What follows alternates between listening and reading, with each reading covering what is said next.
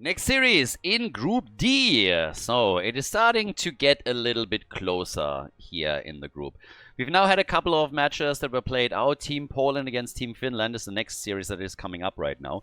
And Team Poland has so far done very well. Team Poland actually won their series against Team Russia. So they are now in a situation where they haven't lost a single match yet. And if they are able to win against Team Finland, then they would at least temporarily take the first spot in the group. So this is a big chance for them. They're also the favorite heading into this right now. Team Finland obviously is a team that we've already seen in the context of Heroes Lounge. Now keep in mind that the Nations Cup is an open tournament, so anybody could sign up a team. You can be a bronze player that plays for fun ARAMs every now and then. And if you find some friends from the same country, you can participate in the Nations Cup. That was the whole idea here, to open it up, to more people. We had the question of whether or not we want to make it an invitational. We decided against it. We wanted to give more players a chance to participate here, especially, of course, with the country restrictions. Teams had to shift a little bit on the lineups they would traditionally use in a normal open tournament. So with that in mind, there are a lot of differences in skills when we're talking about the first round of the tournament. By definition, the top teams obviously have been spread out. That's how seeding works. They're just trying to make sure that the top teams don't eliminate each other in the first round of the tournament. So you want them, as the tournament slowly progresses, to face off against each other, which is likely going to happen in the second phase. Right now we have 7 groups with 4 teams each. And the first place out of every one of those groups immediately advances to phase 2 of the tournament. The second place, on the other hand, all of the teams that play second within the group still have a shot of also making it to the next phase. They will play out the last chance qualifier, and the winner of that last chance qualifier then will be the 8th team to move to the second phase of the event. So this is why it's important for the teams to really make sure that they're either taking first or second spot at least. And for Team Poland, a victory here would go a long way to get into that position. So they're going to try. There's $10,000 on the line in prize money, which of course means there's a lot of pizza money, a lot of esports dollars. So they're going to give their best here. And it is a strong team. If you've been part of the scene, of the Heroes of the Storm esports scene for a long time, then you definitely recognize a lot of the names that we have over on the side of the Poles. Not playing in their favorite color here, though. They would have liked to play in their traditional country colors in red, of course. Coming through with Hanzo and Anduin. Sylvanas getting banned here. Karen getting banned out. I mean, it's Infernal Shrines, so Team Finland expects aggression. They are one of the underdogs in the group for sure. Big shout out to them, by the way, for participating here in the first place. I gotta say, I was so pleased that we have so many teams that sign up. It's awesome. I honestly expected. I said before we opened the signups, I talked to some of my admins and I was like, guys, if we get 16 teams, I'm a happy panda. 16 teams, I would have been happy. And then all of a sudden it was like, hey, we might get 20. Then we had a few more teams sign up. All of a sudden, Brazil signed up. UAE signed up. Poland signed up a 3rd team. And I was just like, damn, guys, we're going to get to 24. And yeah, now we're sitting at 28 teams. So super happy of how many people, jumped in for the Nations Cup. And we had also a lot of formerly inactive players come back for this event. Sweden won, for example. We have Wubi, we have Breeze, we have Marke. So we have actually quite a few relevant names that came back for the event. They haven't played yet, but I believe they are in group, is it E or F? Like, I don't really know, but they're going to play soon. For now, we're in group D, and we're going to finish this one out soon. We got Thrall and Malthael currently. Alright. Whereas over on the right side, we got Anubarak, Leo, Mephisto. Another good choice for Infernal Shrines, of course. But last but not least, for the Slithery Snack for game number 1. What's it going to be over here?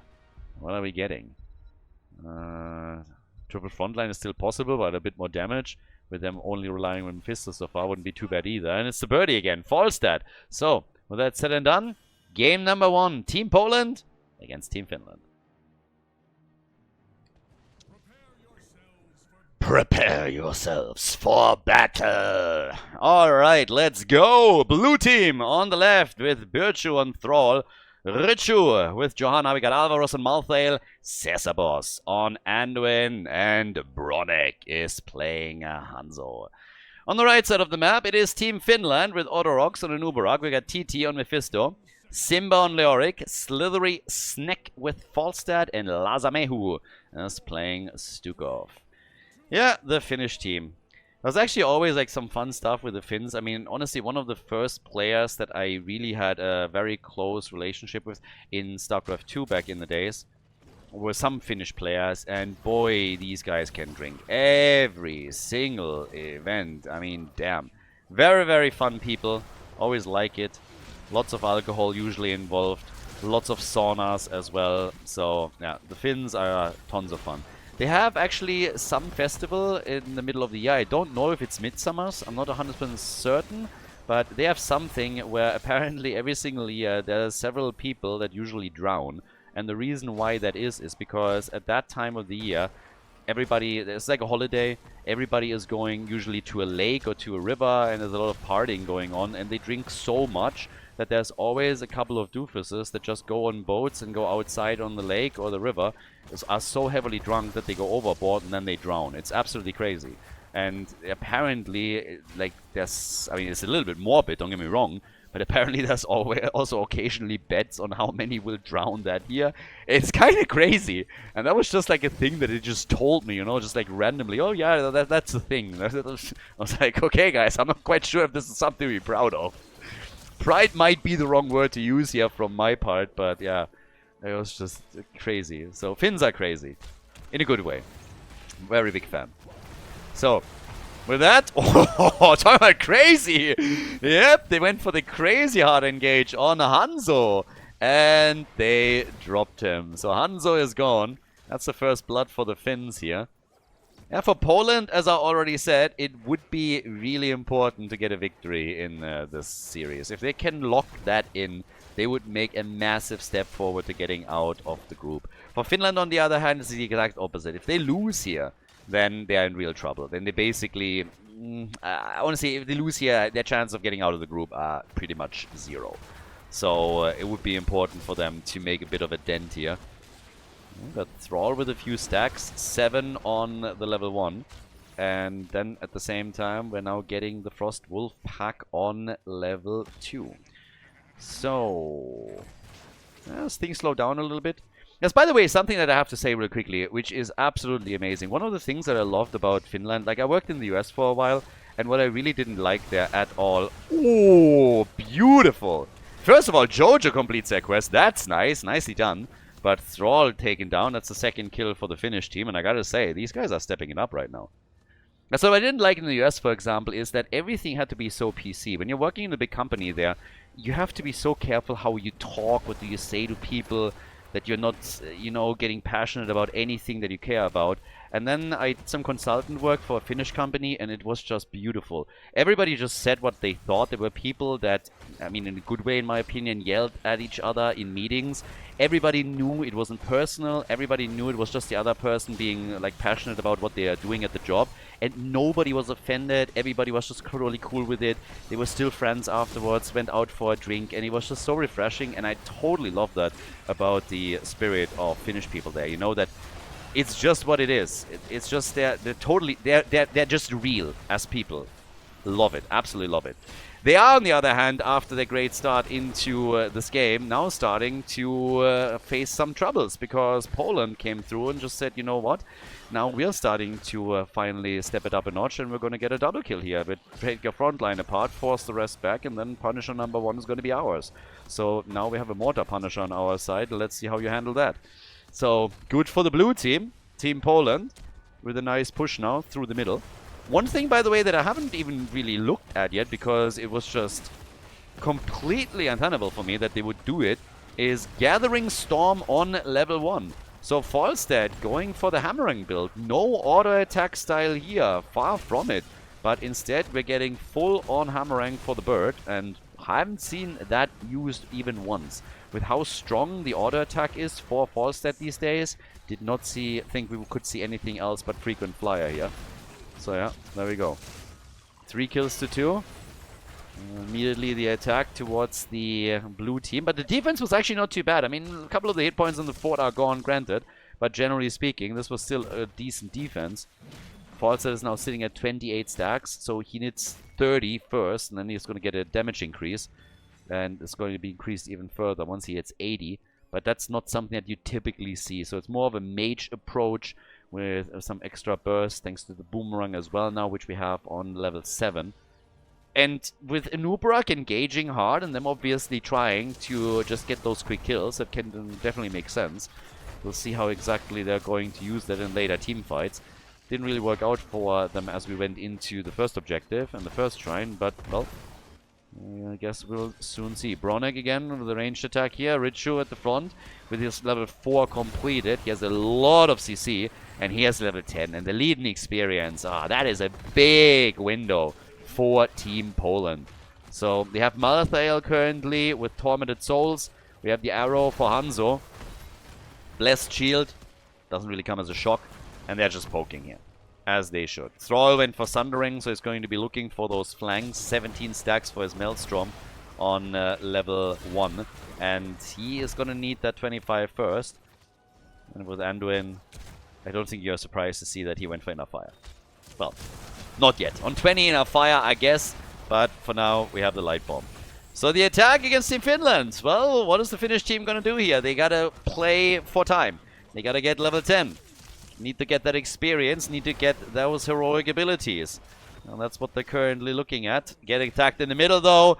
Falstad dies and loses some of his stacks. So 8 stacks down right now. This is one of the troubles that you have when you're going for Gathering Storm. It can be something where it might be a bit more feasible to get to a higher reward here and you can get good damage out. But if the bird itself dies, then you are getting one setback after another. And so at this point he's reduced back down to 30 stacks on his level 1. With Thrall, of course, just keeping additional hits in. 18 now, 7 short for the first reward. We got level 10 on both sides now, which means that we're getting Entomb. And we also have the bird with Gust. Ah, nice! Neat little play. Jojo, I like it. Paying attention here. We're going to take a look at that in just a moment in case you missed it. But Johanna just deed the cocoon from Anubarak. So yeah, well done. In comes the slap. Malthael with his ult. And okay, they're able to get away from this. Shrine is activating at the top in 2 seconds. But yeah, have a look on Jojo right now as she was trying to flank in. Jojo is getting ready. Anubarak is sitting there. And then look at the play. Cocoon comes out from Anubarak. And Jojo just is like, nope, not on my watch. Nope. Comes in, shuts it down. And perfect play there from her. Expecting it.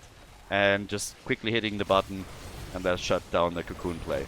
Anubarak, though, this time at the top, gets targeted and dies. Same for Leo. 2 more kills for the Polish team. Yeah, looking strong here. Poland with 2 kills, 6 kills to 2 now. Level 13 talents, an advantage for them. Falstad is down at the bottom of the map at this point. Still trying to do a bit more work on this. Alvaros. So has to be careful against Malthael, but he doesn't have last rights, so it's not too big of a problem. Could be more so a problem for Malthael himself if he's getting hit by that little death squad that all of a sudden appeared. Jojo's still working in the middle. Thrall has the first quest reward now, so can play with that. And Anduin went for a push forward over here. So, with that, the blue team is starting to push for the top. So they're going to try, they're going to try and get a kill on Mephisto! And one of the evils is gone. This actually starts to really hurt the Finnish team. Behind by 2 levels, now they're losing defenders just as the Punisher is pushing. Yeah, you're in trouble. So that's a fort gone. The one in the middle is, by the way, so low that any rotation towards the middle from them from the top lane is going to result in this one getting destroyed. But the blue team isn't even going for it straight away because they still have a shot at taking at least the wall out at the top. Falstad has to use his Gust. Needs to be careful that he doesn't get killed here too because, well, he is going to lose more stacks if that happens.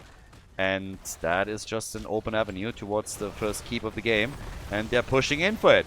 Malthael isn't even here. He's at the bottom of the map. Leo neither. Both of them rotating. The red team wants 13 to at least have a talent parity. Again! Cocoon comes out and Jojo once more with a shield. Anubarak is not going to like that at all. I actually think Anubarak at this point is going to start to target different heroes with his Cocoon. This is the 2nd time in a row now that Johanna just said, yeah, that ain't happening. So Odorox must be a little bit frustrated. It would certainly annoy me, I can tell you that much. But well done. Well done by Johanna. Just shutting down those ults one after another. And Uberak diving in. Yeah, they won fights now. They know that 16 is just there for Poland. They need the battle before it happens, but they're losing it. And Uberak is gone. Malthael dies. The camp claimed by Team Poland, though. And there's the kill against Leoki as Mephisto gets murdered too. Level 16 for the Polish team. Job well done, and the fort in the middle gets murdered. Oh, nice! Good for Falstad, he paid attention. Hanzo was like, well, I'm gonna take a shot here. I'm gonna have my cooldown back for the next fight, one way or another. There's no reason not to try. So, he had a good one. He nearly killed him. If that one connects, it's just gone. So, good for the snack to pay attention in that situation. And dodge it. 35,000 damage from Mephisto.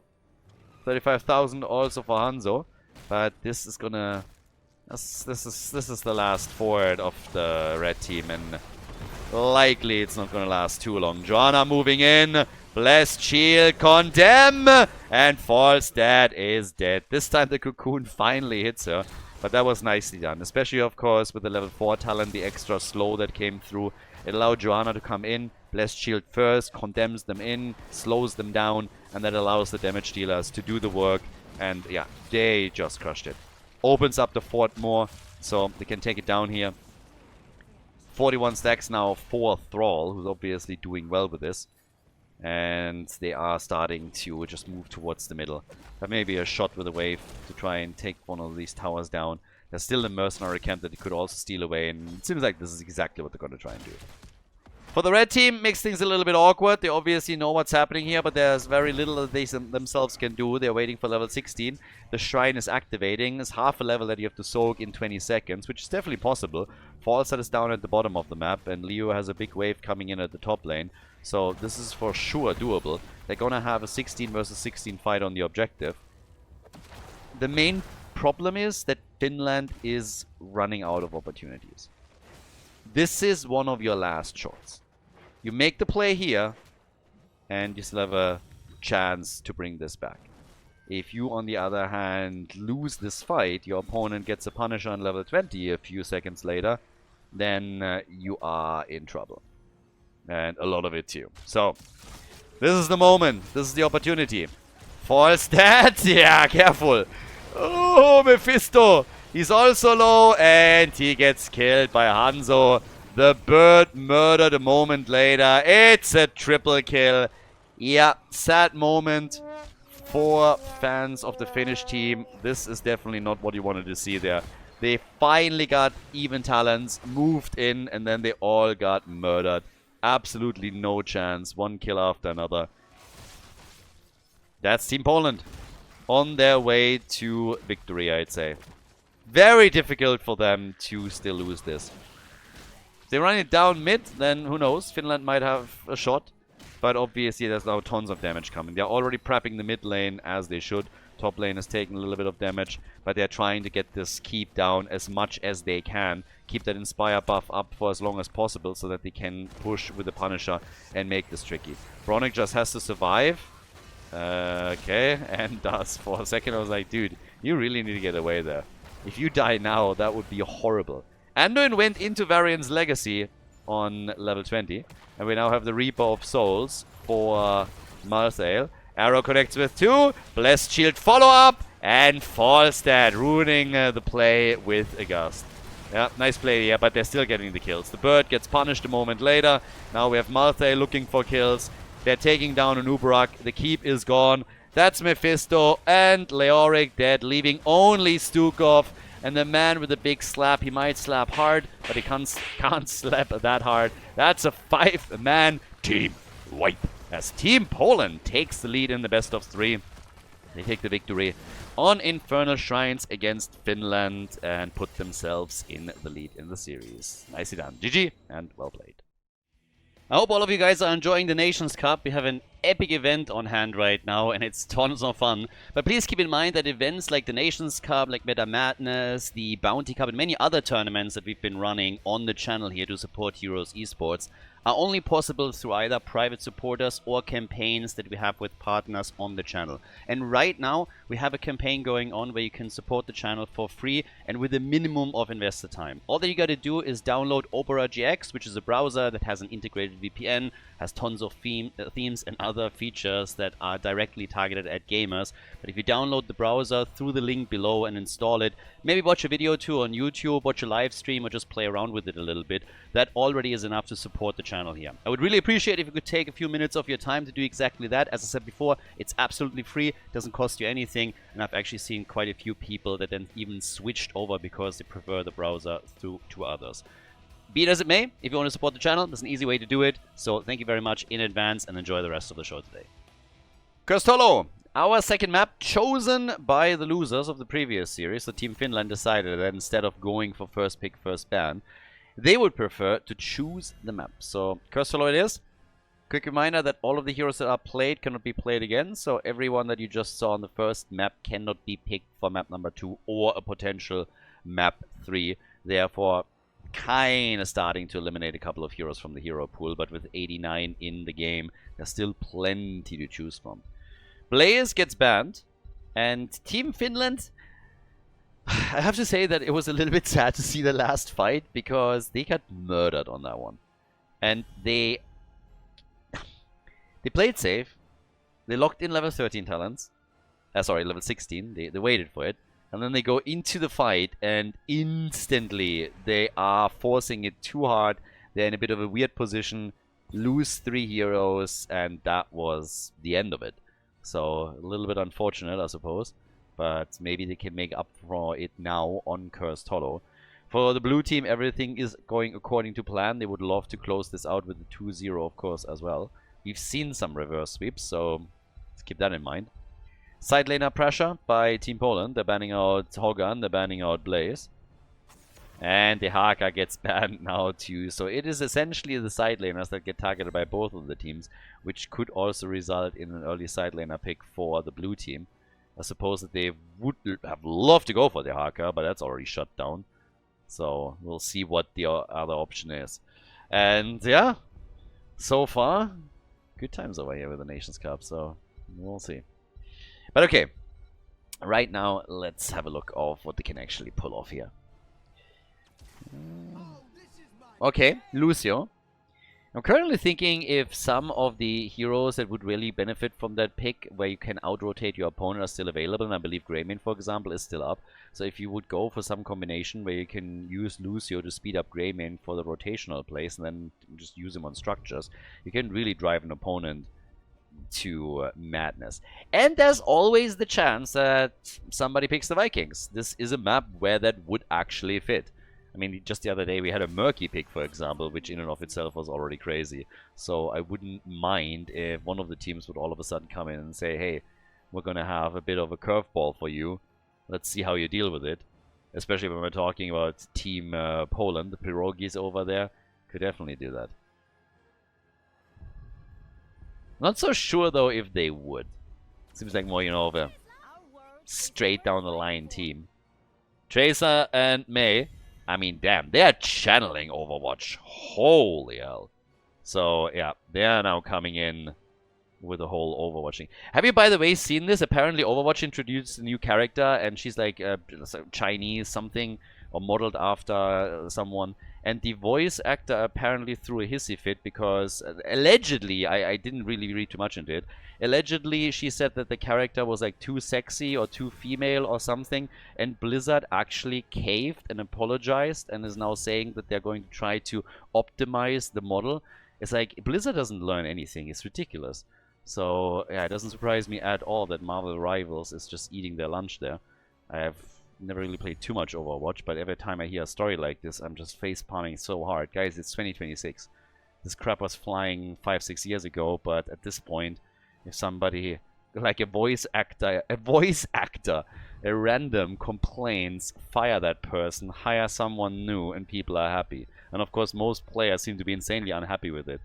Again, I only saw, I checked a couple of accounts, I saw like an article about it, I read a couple of responses. I'm not really the biggest Overwatch guy, but since we have a triple pick here, it just reminded me of it. It's just wild. It's just absolutely wild. Wasn't there also like Buttgate? When Tracer, when her butt was too sexy? Wasn't that a thing? I might be making things up at this point, but I actually believe this was also a controversy. So yeah, some people have too much time on their hands. Go outside, touch some grass. Diablo Sonya. And now there's Greymane. You see, I told you, Greymane together with Lucio. So we're actually going to get that. Greymane plus Lucio, and then we get Deathwing as our final pick. So they don't go fully into the Overwatch train, but we get that Greymane rotation. And this is something that Team Finland will have to react to. So there is a lot of potential for Greymane doing damage with us. Sonya, Diablo, a little bit more range damage here. Li Ming with resets and teamfights could do well for them. And we get Tigers. Alright, so let's see if this is going to work for the Finnish team. But well, ladies and gentlemen, off we go. We got our second map. It's match point for the blue team. Team Poland with an opportunity here as we are heading into our second map, Cursed Hollow. Game number 2. Team Poland is in the lead now. Alvaros on Deathwing. We got Richu on Tracer for the Polish team. Birchu on Greymane, Sasabos on Lucio, and Bronek is playing Mei. Over on the right side, we are getting Autorox on Diablo. We got TT on Liming. I don't know why, but that name always makes me smile. Slithery Snake, same, is playing Tychus. We got Lazamehu on Brightwing. And we got Simba, the Lion King, on Sonya. Okay, so, a little moment of truth here. Finnish team didn't do too badly in game number 1, but you could really tell that they are just a little bit outmatched here by the Polish team. Blue team definitely doing very well, very eager to win this series and establish themselves once more at the top of the leaderboard in the group. Auto attack style though for Tychus, so with them going up against Mei and more importantly against Deathwing, seems like they're looking for more of an auto attack heavy build for Tychus right now. Going a little bit away from the typical grenade build that we're getting. With press the advantage on level 1, we'll see what the follow-up on level 4 is, if it goes stacks or what the choice will be. But I have my eyes on Greymane. Obviously for now, 30 seconds in as the camp spawn, they are immediately starting to make a couple of moves for mercenary camps. I would assume they're taking the siege giants at the top too. But after that, Sesabos will likely start to help him out on a few rotations. For now, the job of Lucio is to just sniff around here and see what they can do with maybe grabbing some vision, taking that tower here, and just generally annoying the opponent, which is obviously in the job description of Lucio in the first place. So, yeah. Simba getting attacked here. Alright.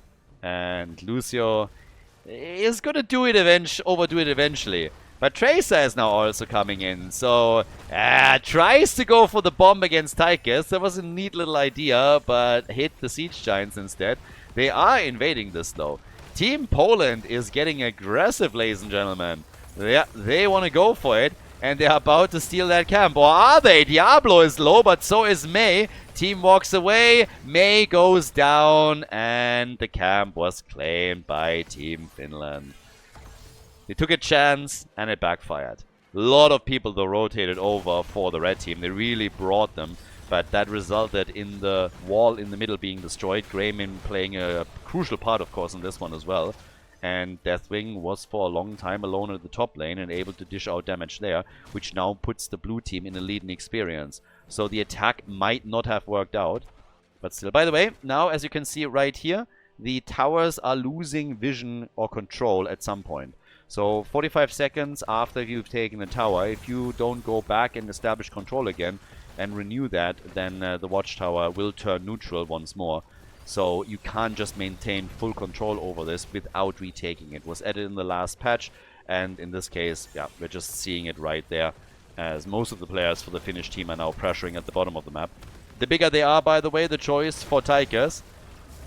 Hoping, of course, to chunk down Deathwing in particular. Autorox saved by the Fruit Fly. Nice. Brightwing came in and saved the day. Nobody is dealing with Greymane on the other hand, and this is really a problem. Because at the bottom of the map they're still defending well, And now, with also the Inspire buff still triggered, Virtue is just having an easy time trying to take that fort out. He's not able to destroy it completely. Honestly, I think he could have sacrificed himself to try and do that, and it would have been a worthy trade. But he's totally happy with where they are right now. For good reason, too, of course. So, yeah, job well done. Another bomb. Tracers everywhere. Richu with Tracer is just running circles around them right now. Lots of aggression. For Deathwing, we have Dragon Soul on level 1. We're getting the Heat Wave on level 4. And quick reminder that Deathwing obviously was also changed. A couple of talents moved and switched. We now have the Hour of Twilight as the baseline quest right there. That mythic reward, pretty crazy. So if you get the 50, then yeah, with takedowns is nice. It's another one of those rewards that you usually are not able to grab in a normal game, especially when we're talking about competitive. Quick reminder here that there is a huge difference. A massive difference between competitive play and what you're seeing, let's say, in Storm League. It's actually one of the things that a lot of people still have trouble to understand. It's a different game. So, I get oftentimes questions, hold on, because this is going to be a few more dead heroes on the red team side. Tigers and Brightwing are both down. Nice double kill for Team Poland. Their first kills, by the way. So yeah, job well done. Yeah, but interestingly enough, I oftentimes get questions, for example, on YouTube where people are asking like, hey, why is this and this heroes not being picked? Why is nobody in late stage of the tournament ever picking them? Or I make comments about heroes like Kira, and people are like, no, the way I play her. And people oftentimes just quote win rates of Storm League. And again, I have to highlight this. Guys, if you're playing in a tournament, if you're playing on a competitive level, it's a totally different game. Storm League win rates, quick match win rates, nobody cares about them. They don't matter whatsoever. It is an uncoordinated shit show. It's very different from what's happening in these events. And if you are still doubting that, I can only encourage, sign up for some of them. Most of the tournaments we're running are open tournaments. You can sign up for them with a couple of friends and you'll quickly see that there is a lot of differences. Tigers is experiencing this firsthand right now. The red team, despite the kills that they're getting here as they take down Tracer and Deathwing, the red team is a team that has a lot less tournament experience. Now, they are playing in the amateur scene. They're actually playing in a competitive environment in Heroes Lounge, so they have at least some experience with this. But if you compare them to what we're getting from Team Poland, it's still a very different story, because the Polish team, most of the players that we have on their side, have been playing tournaments for a long time. But yeah, 3 kills to 5, level 10 is already there. And all the way up at the top, we have now good old Sonya with a spin to win. It was a really nice catch on the curse, or on the tribute, for the red team. Getting those kills helped them to close the experience gap a little bit. So this is looking pretty good. But now we have down at the bottom of the map, for example, we still have Bircher doing his work with Greymane, doing more damage on structures, as already highlighted in the draft. This is essentially what he's going to be going for. Rotate together with Lucio whenever they can. And then, of course, try and pick up some kills whenever their opportunity presents itself. And that's what they're trying right here. The APOC still comes out, both teams with level 10. But that Ice Wall from May that set everything up was successful. So the fort in the mid lane is lost to Team Finland. Down at the bottom of the map, they have taken damage as well. The next tribute is up. Bit of a setback, I want to say, for the Polish team is that they missed out on the last tribute. If they would have been able to grab it, that would have meant that they're now in a 2-0 lead and could have really brought pressure, even more pressure, on Team Finland. So, yeah, there's that. But in this case, we have the attack, since apparently Team Poland is not just going to give this one up for free. They're saying, hey, if you want it, you have to fight for it. It's not really a great position for the blue team to move into, but they are still confident that they can make at least a few moves. Sonya is low. Sonya has to be careful here. Once again, Deathwing with the engage, choke point, and a big ice wall. Terror! Huge move by Deathwing, and here's the double kill, and they were trying to go for more. Can't get another kill just yet, but they're certainly going to get the tribute. So, yeah, nicely done. So good job by them. But that, I mean, again, that choke point control was brutal. Now we got 6 kills to 5. We nearly have level 13 on the board for Team Poland, and after they took the second tribute, they're making an insta move to the boss, which has been sniffed out, by the way. So Greymane should probably start to rotate towards the top, because if Team Finland thinks that they have a chance contesting this, their blue team will need their 5-man. And there comes the attack. So yes, Greymane is on the move. Here comes the APOC! And the leap from Sonya. Ooh-wah! Not able to get a lot done here, though. And it seems like Deathwing. Okay, still on the spot. Ice Wall comes out. Tychus! No! He's too late, and it's Carnage! Everybody dead, at least on the red team. One survivor, and that is Li Ming. But that's 4 more deaths for Team Finland. And Team Poland with the kills and the boss at the top. So now in total 10 kills to 5. And they are crushing it. Absolutely crushing it. So, with that, we're now having some real nice control at the top lane. But they can maybe... oh, God, no. I didn't even realize the tribute was up. They're cursed, too. Oh, Deathwing is going to destroy the last remaining 4 at the bottom of the map. And they are now just brutalizing the top lane while there's minions and catapults in the middle. Deathwing actually is going to likely take down this minion wave. He should. And he misses out on it. They want to go for that team fight. So yeah, the fort at the bottom of the map is gone one way or another. But that is just disastrous. There's a level 13 talent advantage right now for Team Poland. They're going to get level 16 in just a few seconds. And they clearly want that keep. Going for it aggressively. Mid lane, by the way. The same thing is happening there. Team fight starting up as Diablo gets targeted. Diablo down. They keep destroyed. They go for Tychus. Tracer with a big damage. There's the kill. Brightwing dies too. It's a quad kill once again. And Team Poland goes for the 2-0 victory. They want this and they're gonna get it. They are establishing themselves again in the first slot of the group here, of Group D at the Nations Cup, with a clean victory over the Finnish team. Nicely done. GG. Well played, Team Poland, with a W.